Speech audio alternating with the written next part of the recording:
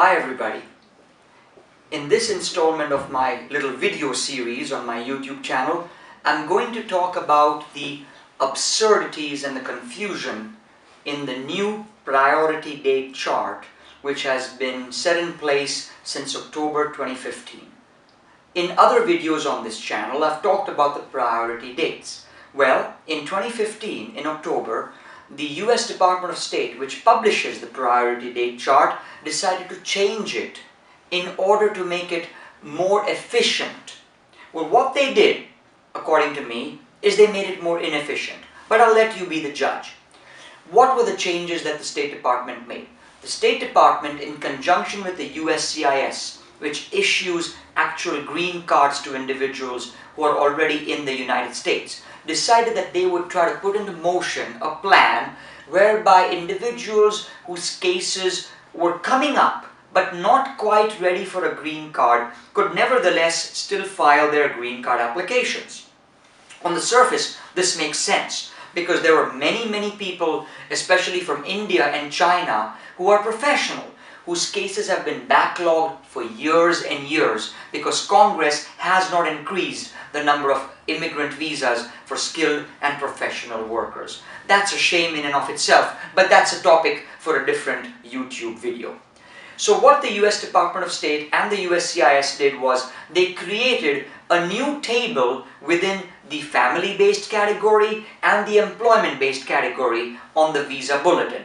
The new table said that individuals who had a date within a certain amount of time before the actual priority date for their particular classification could immediately file an application for their permanent residency.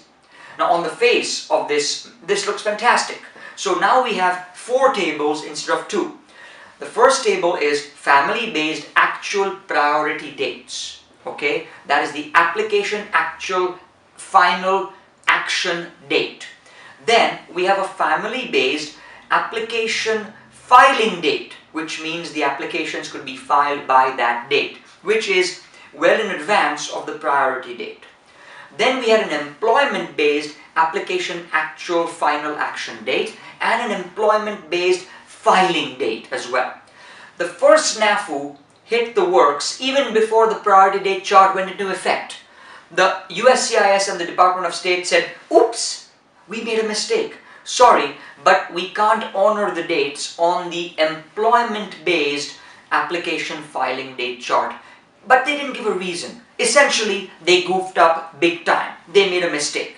If that's not bad enough, they then have now changed the way that they are issuing visas. So in the past, the priority date chart with its 2 tables was the only way you could look at a date and figure out if you could file your application. Not so anymore because of those 2 extra tables, the application actual filing date and the new table, which is the application can be filed by date. Those 2 tables have now confused the situation altogether. The USCIS is now controlling the application can be filed by date table. In other words, the USCIS decides whether or not it's going to follow the application filed by date table or whether it's going to follow the actual application action final date table. What this means is that the new tables are basically useless. Not only are they useless, but they're very confusing and very dangerous because if someone doesn't consult the USCIS website every month to see whether they're honoring either the final action date table or the application filed by table, they may put a lot of time and energy and money into preparing an application and filing an application only to discover that the USCIS will reject the application. So that is what it means when we have a new and improved priority date chart. What do you do as a viewer? What you do as a viewer is you look at the date chart.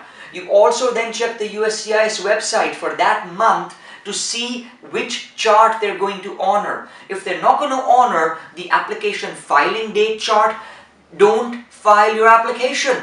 Because unless the priority date or the application final date chart is current, you're not going to get your application processed by USCIS. If you're confused about this, I understand. I'm an attorney and I can get confused too, because there are so many dates and there's so much confusion about this whole issue. This isn't an explanation about the specifics of your case. This is just general information. If you have a question, call my office or visit me on the web, www.immigration-america.com. Thank you so much for watching and have a great day.